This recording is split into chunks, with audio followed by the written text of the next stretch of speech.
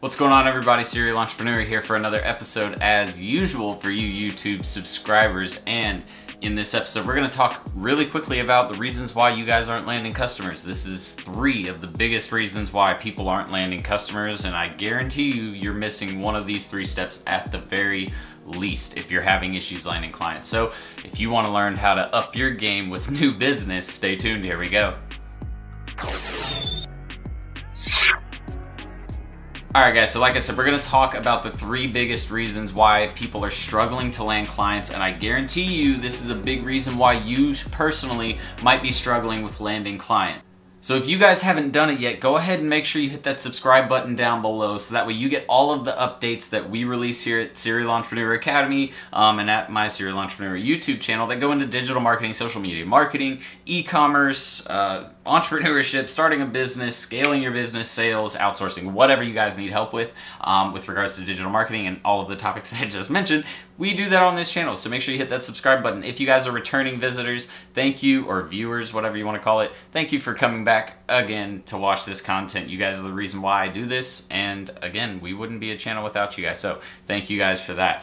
But let's go ahead and get into this really quickly. So, number 1 reason why people aren't getting success, even if you get the meeting. See, this is where a lot of people, they message me and they're like, I'm getting meetings, but I'm not closing the deal, or I can't even get the meetings to begin with.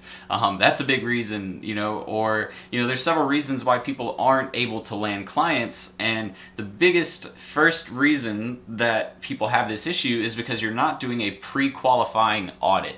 Alright, so you guys know the digital marketing audit, right? Where you go through, you do the whole thing about their business, and then you send it over to them. That's their value, right? Or that's your value that you're providing to them. Well, here's the thing, guys. You shouldn't just be sending out digital marketing audits to every business that exists, because a majority of them aren't going to be able to afford your services, number 1. Another majority of them don't need your marketing help. They have someone else they're working with, or they manage it themselves, so they don't need you. There's only a specific portion of businesses out there that actually need your help, right? Not everyone needs your help, so you have to find the ones that actually need your help. That's what the purpose of the pre-qualification audit is. That's what I like to call it, the pre-qualifying audit. And basically what that is when you come across a business online, right? And you're like, all right, that seems like a pretty cool prospect. Well, before you actually go into building a full in-depth audit for them, because you guys know they can take anywhere from 20 minutes to an hour long if you're brand new to it, before you go and put that effort into building that audit, what you need to do is look at the business and see, okay, well, even if I put this audit together, are they going to want to work with me to, in the first place? So you want to look at things like how many locations they have, how long they've been in business, are they B2C or are they B2B? What's the financial makeup of the business? And by that I mean like with their products and services, is it a very low profit margin type of business like restaurants, or is it very high profit margins like surgeons or lawyers? You want to know what their profit margins are and how much they make regularly or across the industry. What is the average that type of business owner makes, so that way you can understand what they stand to make when you go in to pitch them. You don't want to walk in there and find out, walking in there, oh, you guys only make 100 grand. Well, you should have been able to probably tell that just from doing a pre-qualifying audit. You want to look at the quality of their social media pages. Look at the quality of their business, like the building that they're in. If it looks super trashy, then they're probably a smaller, lower end business. They probably, and that's no offense to the business, but you have to be real with yourself and with those businesses. You don't have to go tell them that they have a trashy business, but you need to know that in your mind, so that way you say, okay, I don't need to talk to these people. They probably couldn't afford $400 a month. So understand who your business or who your potential client is. But again, don't let a building tell you no, because you'd be surprised who has a cheap building but they pull in $2 million in revenue a year. You want to look at everything, the big picture. You want to look at what customers are saying about them. If you look at reviews and you notice that there's a ton of negative reviews about this company, you might not want to work with them. They probably have some terrible management. So, you do a pre-qualifying audit to understand who the business is before you ever even start adding them as a prospect or a lead or a potential hot business to talk to. That's what the whole purpose of the pre-qualifying audit is for. All right? So the next thing that we want to talk about, number 2 thing that we're going to talk about is the pre-qualifying questions. All right, so what are the pre-qualifying questions? Basically, it's once you do your pre-qualifying audit, right? You send them the digital marketing audit and they say, hey, we want to meet with you. We want to go over this with you. This was super valuable. All right, cool, Mr. Business Owner, I'll come in. What is the first meeting? Not the proposal meeting, right? If you've watched my other stuff, you know, don't pitch your services in the first meeting. First meeting, you're gonna go in and you're gonna find out information about their business. You're gonna ask more questions. So things like, what marketing have you done in the past? Did it, and actually, if you guys, all right, look, I'm gonna give you guys a huge tip here.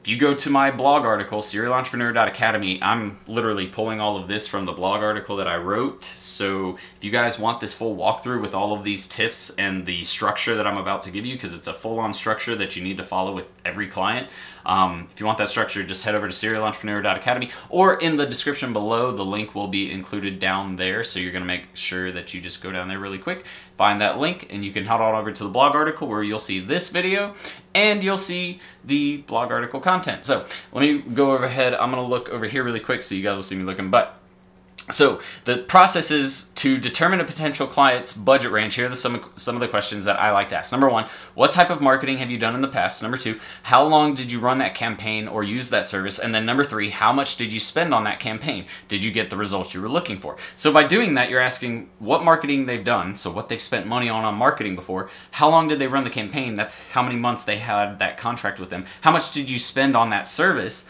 So now you know how much they spent a month. All right, that's a great way to do that. Another thing that you can do, so these questions will help give the past questions, they'll help give you an idea of what they've spent on previous campaigns and what services and budget they might be interested in procuring from you. From here, you will want to ask if they've tried anything else and repeat the same 3 questions before you're continuing on with the following questions. All right, so after you ask those 3 questions, then you need to follow up with these following 3 questions, okay? And it's, what was your revenue goal for last year, or for, you know, in this instance, 2017? What was your goal for last year? Did you hit that goal? Okay, so did they meet the revenue that they were trying to make for last year's goal? And then what's your goal for 2018? So now you know what they made last year, what they want to try and make this year, so you can kind of gauge, okay, well, if they made that much last year, let's break that up monthly. From there, how much is the average marketing budget? Well, if you guys look in the blog article, we tell you it's around 2 to 4% for small businesses, anywhere from 9 to 12% for large businesses. All right. But you know, that's really what you need to do to understand that. Outside of that, you can ask them directly, you know, what's your budget look like? Do you have a budget in mind? That's a way I like to phrase the question is, do you have a budget in mind for, you know, your marketing online? Have you thought of what you would like to spend, or what you could comfortably afford to spend on your digital marketing efforts? That's the way you have to phrase it. It's all about the words you choose, because the words you choose are very important because they perceive those words in a specific way. If you say, hey, what's your budget? Well, or not what's your, well, that is, yeah, what's your budget? Or if you say, hey, what's your revenue? That doesn't come across as, you know, trying to help. It kind of seems very invasive and very intrusive. Like it doesn't seem like a question I'd be comfortable answering. But if you say, you know, what was your revenue goal for 2017? That's a little more marketing focused, makes it seem like you're more interested in helping me with my marketing efforts, not just trying to figure out how much money I make so you can squeeze more money out of me. Does that make sense? So it's all about the way you phrase it, guys. But asking those questions in that initial meeting is what allows you to present the proposal at a budget range that they're able to afford, which means you've also priced everything properly. You've given them the best value of services that you possibly could at the budget that you could. So you did your part as the marketer to make sure that it was comfortable and effective for both parties involved. And then the final thing, number 3, really simple, guys. You need to provide 2 price points. All right. So, and there's a couple reasons why you want to provide two price points, but the main thing is, okay, we'll go over 2 main things. Number 1, when you go in that meeting and you do those pre-qualifying questions, you do the pre-qualifying audit, you still don't 100% know what their budget is if they don't tell you directly. So by providing 2 price points, you're able, if you work down, okay, you think that they can afford around this much based on the questions you asked them and the information they gave you, then you can say, okay, well, we'll put a price point here right above that and a price point here right below that. That way they can actually choose, you know, what's going to fit best for them. And then you cater the packages to each price point. What I recommend is doing 2 price points, no more than 3. Definitely don't give them too many options, because then they're like, well, I don't know what to choose. Yeah, make it simple, either 2, maybe 3 price points at 3 different levels with 3 different services included. But those 2 different price points help them process it easier. The second side of that is it makes it hard for them to say no because of price. Because if you give them something that you know they can afford, and it's say you know that they can afford $5,000, like you know at 100% they can afford $5,000, right? And then you pitch them that first, but then they're like, oh, that's too expensive. Then you pitch them the $3,000 package, and they're like, oh, that's too expensive. That's where you need to adjust and say, is it really too expensive, or is it that you kind of, you know, you don't necessarily trust everything that we've done yet, maybe because you're new to it? Is there something you don't feel comfortable about with digital marketing that's making you feel like you don't think you want to put that money there?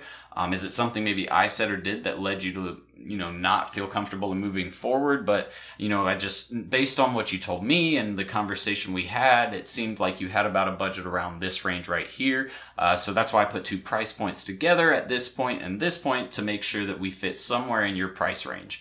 You know, if you phrase the questioning right, and if you throw it back on them and make sure that you include points that they referenced to, that they said, you put their words back in their mouth, it makes it easier for you to say, look, you told me this, that's why I put this together like this, and we're meeting, right? So you're obviously interested. What's the real reason that's keeping you from, you know, pulling the trigger right now? Is it something, you know, maybe did the competitors say that they would give you something at a better value or at a cheaper cost? Because cheaper cost, trust me, in digital marketing, you don't want cheaper cost, Mr. Business Owner. All right, so those are the 3 points, guys. But if you aren't doing those 3 different things, then you aren't going to, it's not going to be easy to land clients, because you're not doing the, number one, the necessary research up front, and the necessary questions aren't being asked to understand if that person even qualifies to work with you. And then once you get them to qualify to work with you, you have to get in there and give them a price point that they're going to be comfortable with. And you can't give them a reason to say no. Stay away from as many no's as possible. You want to, if you guys have learned anything about sales, if you watched any sales videos, read any books, the more you can make them say yes, the more likely they are to buy. And if not, if this is the first time you've heard that, then hear it well, because the more you can make them say yes, the more likely they are to buy. Get them in agreement with you, never saying no or shaking their head no. You always want the head to be nodding yes and saying yes. Make sense? All right, so that's it, everybody. Thank you again for joining me on this video. I hope you enjoyed it. If you did, throw a like down there so that way other people can get access to this kind of video. It only happens when you guys hit the like button. Outside of that, guys, let me know some of the problems you're having with landing clients. Leave them in the comments below. That way I can create some video content about it for you guys.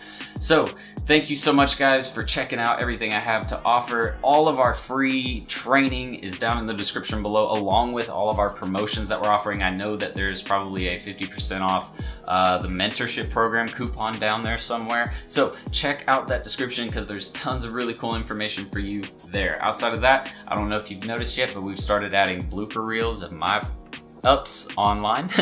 So if you want to see that stuff, just check out the end of the video. You might get a laugh. Till next time, guys, Serial Entrepreneur out. Later. Read. Get ready. All right. Wait. Why are they not landing clients? All right. 3, 2. Oh, my eyes. My lid. Y'all ever push your eyelids in and they just start popping? What's going on, everybody? Serial Entrepreneur. No. What am I doing? I'm not doing the intro. 3, 2. Ready to start living the 6-figure work wherever, be your own boss lifestyle? Well, at Serial Entrepreneur Academy, we'll teach you how to use a laptop and internet to start your own social media and digital marketing agency. Get started with our free Facebook ads training. Links in the description below, guys. See you in the course. Serial Entrepreneur out.